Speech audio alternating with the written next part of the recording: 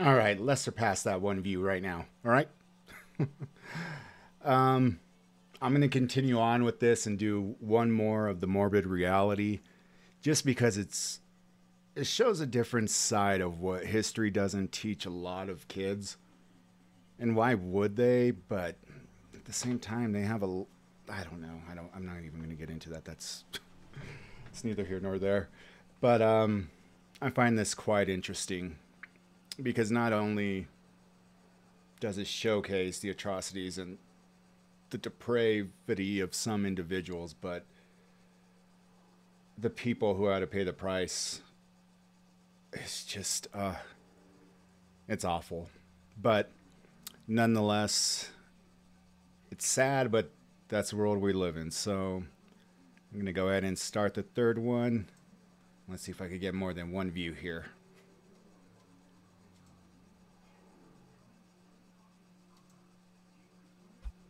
The internet is a vast place. Nearly any question that comes to mind can be answered with a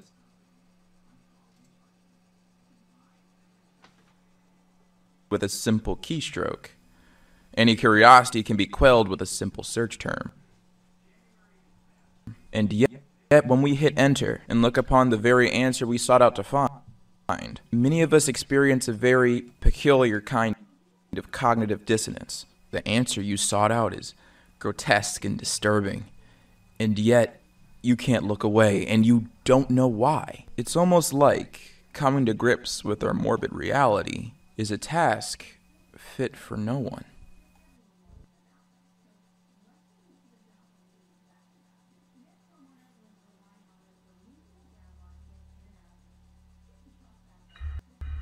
This is an image of Lieutenant E. McPherson. He is a resident of Columbus, Ohio, and currently is pictured with a Japanese skull, which serves as a mascot aboard the US PT-341 warship. This image was taken on April 30th, 1944. What's depicted in front of you is called trophy taking, an activity that was very common during World War I and World War II. In this case, the trophies that were being claimed were from the Japanese, most of which being body parts. A number of first-hand accounts, including those of American servicemen, attest to the taking of body parts as trophies from the corpses of Imperial Japanese troops.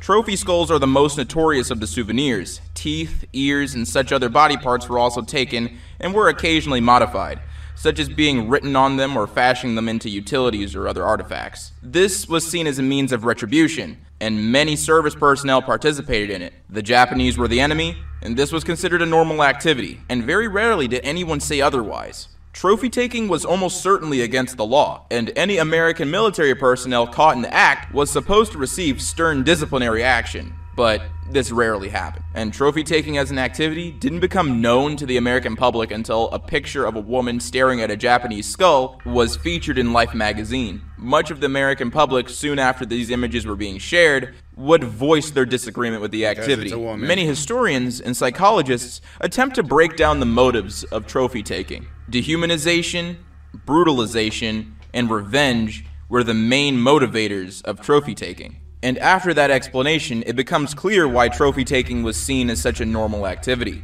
Within war, an activity like this isn't strange. But outside of it, the grotesque and perverse nature of stealing somebody's corpse and presenting it on a warship becomes obvious.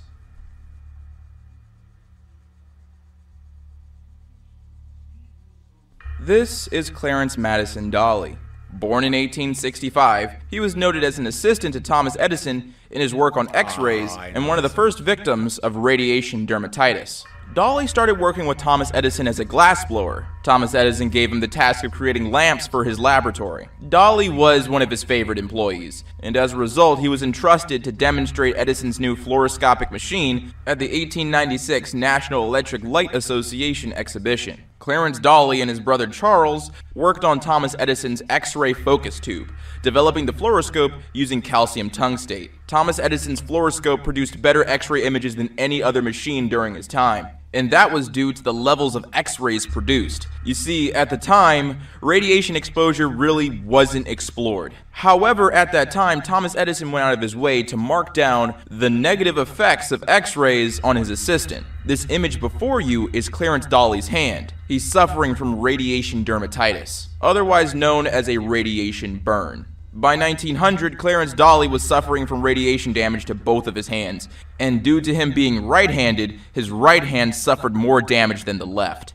And the reasoning for this is because Thomas Edison used his hand to calibrate the fluoroscope machine to make sure that the images were being taken as clearly as possible. So Clarence Dolly's hand would be irradiated once a day, and all to make sure that Thomas Edison's creation was working properly. In 1902, one lesion on his left wrist was treated unsuccessfully with multiple skin grafts, and eventually his left hand was amputated.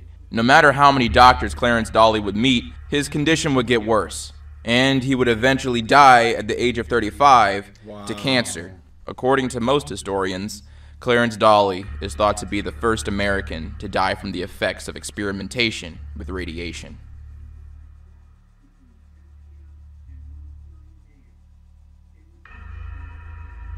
This is an image of a red velvet parlor rocker.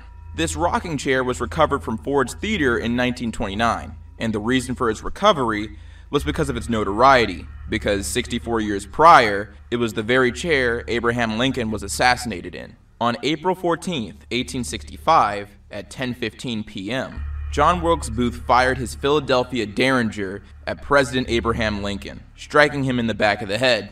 His motivations to this day are still unclear. Some say he was attempting to avenge the South. Other historians argue that John Wilkes Booth was simply jealous of his brother Edwin Booth for being a talented actor and being able to perform in front of the President of the United States. He also disagreed with his brother politically, as his brother was a Unionist. But most historians agree that John Wilkes Booth was motivated by the idea of freed African slaves having the right to vote. After Lincoln's assassination, his body was removed from the chair and brought to the Surratt House, where he would be treated for his wounds and eventually succumb to them. This story is well known and very gruesome, and it begs the question why anybody would want to preserve such a macabre object. Some might point to its historical value, but others argue that this chair offers a visual value, a literal snapshot of time that very little historical objects offer, and it's because of what's at the top of the chair. If you look closely, the color doesn't match the rest of the velvet. It looks darker,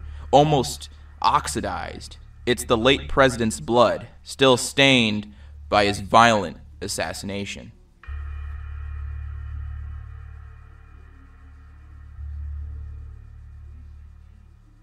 This is journalist Kim Wall, as she board. You know, some of these I have seen before, and that's why I'm playing it, but just the recap, to go over it again, still shocks me. And this one, above all, it doesn't matter how wealthy or eccentric or genius people make somebody out to be. In a good example, Thomas Edison. I mean, for all intents and purposes, everybody always said he was nothing but an asshole, and just kind of piggybacked off of other individuals. But when people say, oh, Tesla got a raw deal, he died broke, this and that, well, the only thing I could give to Thomas Edison is that not only was he obviously, he was brilliant, but he was also savage in business, and Tesla was more than likely trusting and kind and wanting to help, others. But then you get sick fucks like this, and excuse my language, but as I let the story roll, you'll see. The submarine, the UC-3 Nautilus. The submarine was owned by Peter Madsen, a Danish entrepreneur that Kim Wall had become friendly with. Born March 27, 1987, Kim Wall was a Swedish freelance journalist. Wall wrote reports about a variety of topics for publications, such as The Guardian, The New York Times, Vice, Slate, and Time. And on Thursday, August 10, 2017, Kim Wall was preparing to host a farewell party. She planned to move to Beijing to continue her work, and before the party began, she received a text from Danish entrepreneur Peter Madsen, with whom she requested an interview earlier in the year. Peter Madsen had invited Kim Wall to interview him on his midget submarine, the UC Nautilus. Wall would agree to join him on his submarine for 2 hours to conduct the interview. She entered the submarine, and the submarine never returned back to harbor. Her friends and family would report her missing, and on August 21st, 2017, a cyclist found Wall's torso washed up on the beach in the southwest of Amager. A post-mortem examination found 15 stab wounds, mostly in the groin. More remains of Kim Wall would be found over the coming months. With the help of cadaver dogs, her head, torso, legs, clothes, and a knife used to kill her were all found in the water. The Swedish police really didn't have any leads other than Peter Madsen. He was the last to see her, and her body parts were recovered in the water. All evidence was obviously pointing towards him, and he would be arrested and charged with negligent manslaughter. Police suspected that he scuttled the submarine, and Madsen initially stated that he dropped Wall off on land, and then admitted to dumping her body at sea after she died in what he claimed was an accident on board the Nautilus. He testified in a court hearing on the 5th of September that Wall died after being struck on the head by the submarine's hatch cover.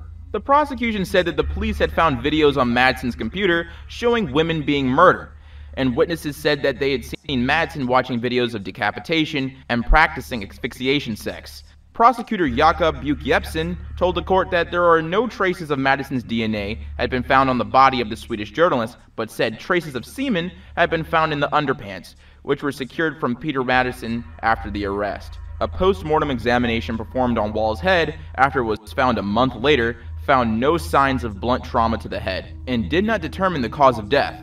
Madsen subsequently changed his story, admitting to dismembering Wall's body but continuing to deny intentionally killing her, saying that she may have died after poisonous exhaust gases entered the submarine while he was on deck. The post-mortem performed on Wall's torso showed no signs of exhaust gases in her lungs. Peter Madsen would be charged with murder, indecent handling of a corpse, and sexual assault. The prosecution accused him of having tortured Wall before killing her by cutting her throat or strangling her. During his prison sentence in late 2018, Madsen was admitted to the hospital after being attacked in prison by an 18-year-old fellow inmate, and in a Danish documentary in September of 2020, Madsen admitted that he killed Kim Wall. What they didn't say here is he also escaped, and when they caught up to him, he just sat there for... I don't know why they didn't bum rush him. I mean, he didn't have any weapons or anything. He was just sitting there for like hours on end, and the Swedish police were just like, yeah, whatever. But sick.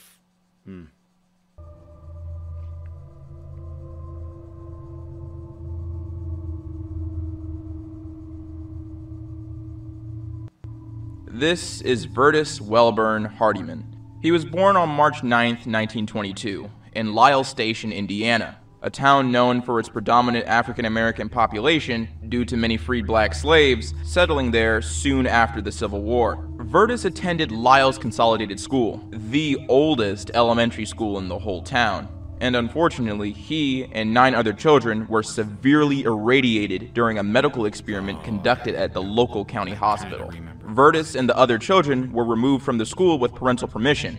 The parents were told that their children were going to be subjects of a new experiment that sought out to treat scalp fungus, specifically ringworm. But what occurred instead was gruesome. The children's skulls were irradiated. Vertus in particular experienced immediate symptoms, specifically the necrosis of his scalp and underlying bone.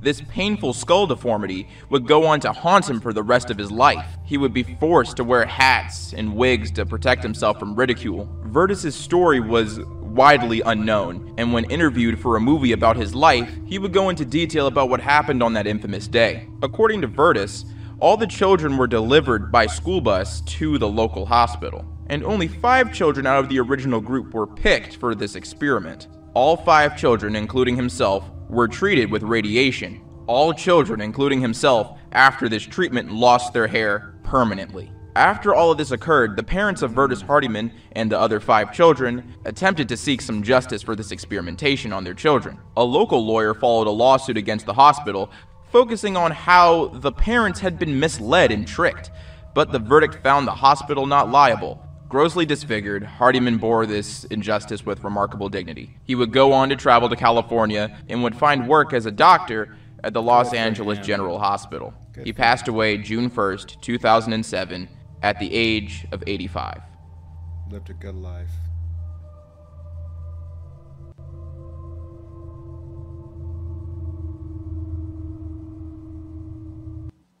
Think about the love of your life. Think about your significant other. Do you think you'd be able to handle their death?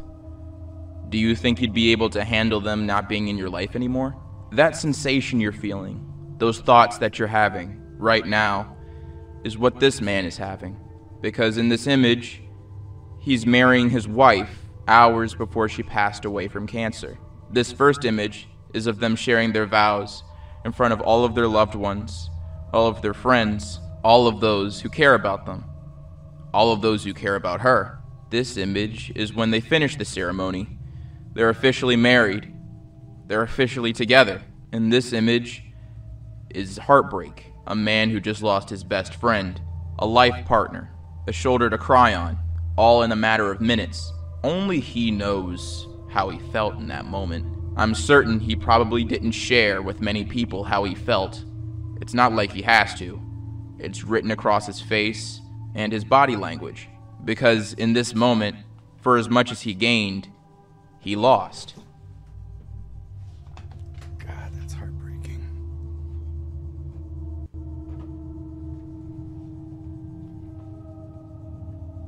Hello, everyone. Oh, that last one got me. That would just be heart-wrenching like none other. Cancer is such a son of a bitch, man. I mean, I remember growing up and I would hear my little friends, you know, like in middle school and all that, like losing people and family members. And I was so grateful because I never had lost a family member. Same can be said, like right now on my mom's side of the family, I've never lost a family member. But on my dad's side of the family, I must have lost at least 14 people. Aunts, uncles, cousins that I was extremely close with. And it just changed the whole dynamic of my dad's side of the family, including my father. He passed away from cancer as well. But, you know, he brought it upon himself with drugs and alcohol, and that's just not going to be a good thing. So, I couldn't imagine losing your loved one like that. Someone that you're wanting to spend the rest of your life with and just... But, anyways, I hope you guys find this... this little series interesting. A little departure from what I usually have done. Maybe it'll pick up some traction after one view, but hey, you never know. So, I hope you guys are having a wonderful evening, and I don't know what time it is. What time is it? Yeah, I'll post another one here in a little bit, but till then, guys, take it easy, and thank you for watching, and see you soon.